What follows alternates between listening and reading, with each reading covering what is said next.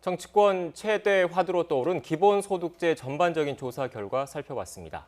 이택수 리얼미터 대표, 윤희용 오피니언 라이브 센터장과 함께 좀 더 자세한 이야기 나눠보겠습니다. 안녕하십니까? 안녕하십니까?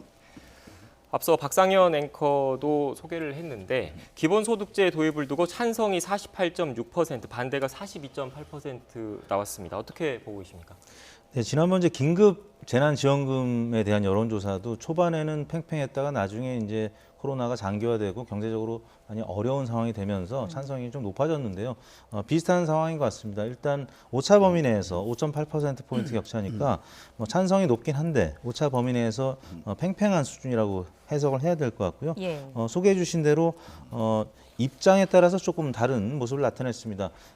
현실적인 부분에서 5, 60대 같은 그러니까 정년퇴임을 했거나 아니면 앞둔 세대 같은 경우에는 이게 보수 성향을 가질 수 있는 세대이긴 하지만 현실적으로 이제 생활이 어렵다 보니까 이제 5, 60대도 그 찬성하는 의견이 좀 높게 나타났고요. 반면에 70세 이상은 이제 국민연금, 노령연금을 받고 있는 세대이기 때문에 이미 이제 직을 받고 있죠. 이런 분들은 또 보수적인 성향을 갖고 있는 분들도 계시고 하기 때문에 네. 또 반대가 많았고요.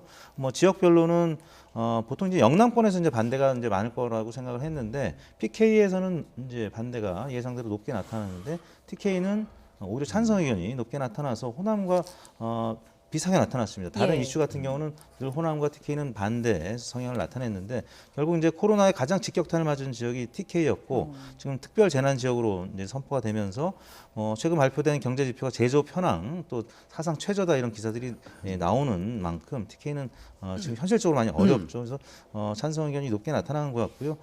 이제 지난 주말을 거쳐서 박원순 시장이라든지 또 이낙연 전 총리까지 이 논란에 이제 가세를 했는데 조금 더 국민들도 어떤 부분, 어떤 혜택에 본인들이 이제 해당이 되느냐 이런 부분들 좀 고려하면서 앞으로 여론 지형은 좀 바뀌지 않을까 싶습니다. 네.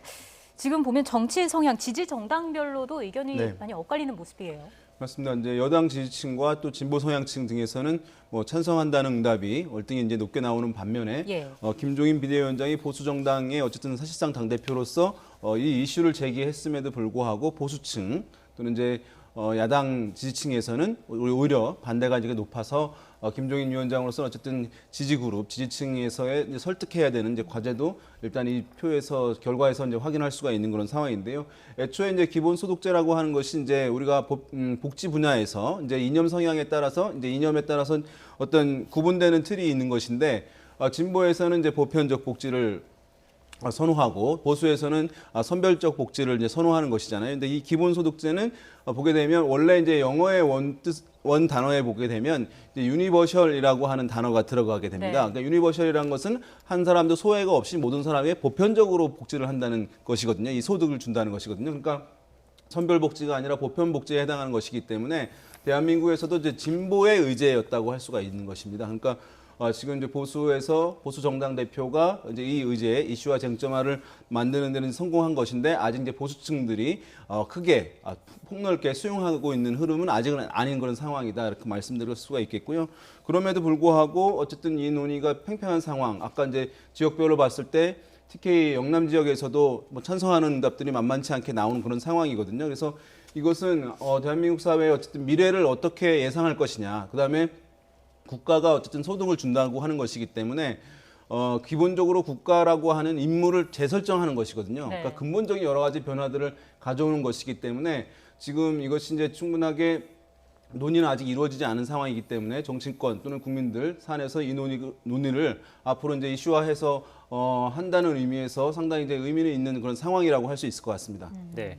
앞서 이택수 대표님 지역별로도 차이를 좀 보였다 이런 말씀을 드렸는데 관련해서 여야 의원들이 입법을 준비하고 있습니다. 기본소득제 어떻게 될 것으로 보십니까?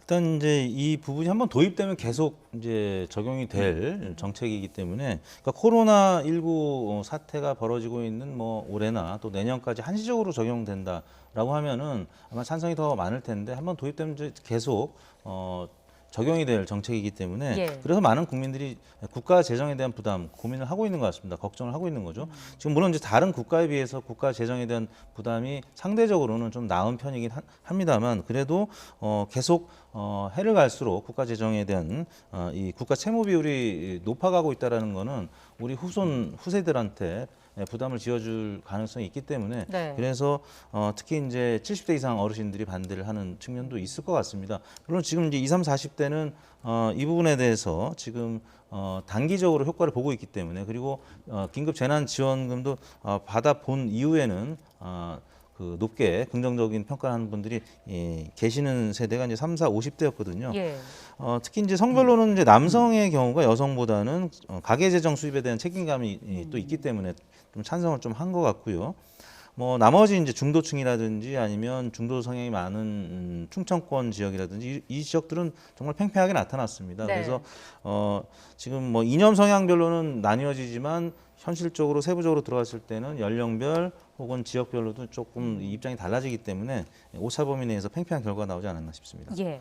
자, 그리고 여권 일각에서 2차 긴급재난지원금 지급 필요성에 대한 목소리도 나오고 있는 상황인데 가능성 어떻게 보십니까? 그러니까 지금 이제 이 논의가 아까 나왔던 뭐 서울시 박원순 서울시장과 또 이재명 경기지사 간에 어쨌든 기본소득제를 놓고 하는 논쟁 네. 그런 것과 이제 사실은 맥을 같이 하는 것이긴 할 텐데요. 지금 이재명 경기지사가 추가적인 재난지원금 뭐 실시를 하자, 지급을 하자라고 이제 얘기를 하는 것인데 이것은 이제 논의는 계속해서 있을 수밖에 없을 것 같아요. 왜냐하면 이제 코로나19에 대한 이제 이 상황이 사실은 앞으로 더 크게 나타날 수도 있는 그런 상황이고 피해자들도 많이 있는 상황이고 경제 활성화 필요성이 이제 꾸준히 제기될 수밖에 없는 상황이니까 그리고 지난 1차 재난지원금에 대해서 어쨌든 굉장히 유용성을 일정 부분 확인한 부분이기도 하거든요. 예. 그래서 제 생각에는 그럼에도 불구하고 이제 아까 말씀하신 이제 국가 재정에 대한 부담 문제는 여전히 또 남는 별도의 문제이잖아요. 그래서 1차 재난지원금의 경제적인 효과에 대한 어떤 객관적인 지표가 나오느냐 여부. 그다음에 이후에 시행되는 데 있어서 금액을 어느 정도로 할 것이냐. 지난번에는 이제 가구당 100만 원이라고 한다면 상당히 큰 금액이잖아요. 그래서 네. 그것을 어느 수준으로 조정하느냐 문제. 그다음에 아니면 대상층을 타겟층을 뭐 좀 최소화 자영업자들이라든가 소상공인 등으로 최소화할 것이냐 이런 부분을 둘러싸고 뭐 정치권이라든가 이런 데서 충분한 좀 논의가 있다게 된다면 지난번처럼 전체적인 또는 고금액이 아니라고 한다면 일정 부분 2차 또는 3차 재난지원금도 뭐 가능한 상황 아니겠는가 생각해 볼 수 있을 것 같습니다. 네. 대통령 지지율도 살펴보겠습니다. 대표님, 여전히 60%대 육박은 하고 있는데 2주 연속 하락세 보였다면서요. 네, 지난주에는 이제 윤미향 의원이 당선인 신분에서 의원 신분으로 이제 바뀌면서 정의원 논란이 또 지속이 됐고요. 네. 또 당내에서는 금태섭 전 의원에 대한 징계, 위헌 논란까지 이어지면서 하락세를 보였는데 긍정평가 요인도 있었습니다. 뭐 G7 정상의 초청 수락이라든지 아니면 공적 마스크 오브제 해제 뭐 이런 부분들 그리고 기본소득이냐 아니면 전국민 고용보험이냐 뭐 이런 새로운 이슈가 부각이 되면서 윤미향 의원 당선인이 이제 의원이 되면서 정의원 논란이 지속이 됨에도 불구하고 이슈가 좀 분산이 됐다라는 측면에서 낙폭이 크지는 않았다. 그럼에도 불구하고 지지율은 60%대를 기록했던 것이 50%대로 떨어진 것은 21대 이제 국회가 개헌이 되면서 총선 압승에 의한 당청 지지율 밴드 여건 효과가 이제 마감이 됐다. 예. 이제는 다시 일상으로 돌아온 상황이기 때문에 60%대를 다시 회복하기는 사실 어려워 보입니다. 왜냐하면 코로나19 사태도 또 계속 지금 악화가 되고 있는 네. 상황이라서 50%대 이제 중후반을 계속 횡보하는 그런 상황이 되지 않을까 싶습니다. 예. 센터장님, 이번 주에는 어떤 뉴스가 중요할까요? 일단 이제 지난주에 있었던 것이 이제 대통령 지금 높게 형성되고 있는 것 다소 떨어지긴 했습니다만 상당히 높은 편이거든요. 네. 그래서 이제 일정 부분 조정 국면에 들어간 것으로 보는 것이 맞을 텐데 지난주 어쨌든 하락하는 데 영향을 준 부분이 있다고 한다면 그것이 이제 북한에서 대북전단 살포 관련한 발언을 하게 되고 그것에 대해서 이제 우리 정부가 대응한 것에 대해서 이른바 이제 안보보수층 등에서의 어쨌든 판단 또는 평가 등이 약간 다소간 이제 영향을 받았을 가능성이 있을 텐데요. 그 사안이 좀 이번 주에도 지속될 가능성이 있다고 한다면 예. 그것이 이제 약간 부정적인 영향을 줄 가능성이 있겠고요. 지금 남북 연락사무소 같은 경우에도 좀 문제가 있는 상황 그런 것들. 또 한 가지는 이제 5월 고용 동향이 이제 발표되게 돼 있습니다. 네. 이제 그다음에 금융시장 동향도 함께 발표가 될 텐데 여기서 코로나19로 인해서 이제 경제적 상황이 악화된 것으로 확인이 한다면 코로나19 대응, 방역에 대해서는 이제 대통령이라든가 현 정부가 상당히 높은 평가를 받는데 이 논쟁의 중심이 이제 경제 상황으로 옮겨가게 되게 되면 이것은 이제 어떻게 극복할 것인가에 대한 부분들, 이것이 이제 정치적 논쟁으로 또 이어지게 되고 그렇게 되면 정부에 대한 평가라든가 대통령에 대한 평가에 다소간 또 영향을 줄 여지는 이제 있을 수 있다고 봅니다. 그럼에도 불구하고 이제 정부가 코로나19 관련해서 어쨌든 적극적인 대처들 이런 것을 한다면 해서 그런 이제 부정적인 여파를 얼마나 최소화할 수 있느냐 여부가 이제 이번 주에 관건이 되지 않을까 생각됩니다. 예. 네, 정당 지지율도 살펴보겠습니다. 민주당 지지율 3주 연속 하락했다면서요? 네, 낙폭은 크지 않았습니다만 0.5%포인트 하락한 41.6%였는데요. 앞서 언급된 윤미향 의원 논란, 그다음에 금태섭 전 의원 징계 의원 논란, 거기다가 이제 개헌은 했습니다만 반쪽 개헌이라는 그런 평가가 있었습니다. 그래서 뭐 상승 요인보다는 하락 요인이 더 많았는데 낙폭은 크지 않아서 40%대를 그래도 유지했는데요. 지난 금요일 날은 이제 39.8%로 살짝 하락하는 모양새를 나타내기도 했습니다. 반면에 이제 미래통합당 같은 경우는 1.2%포인트 오른 27.5%.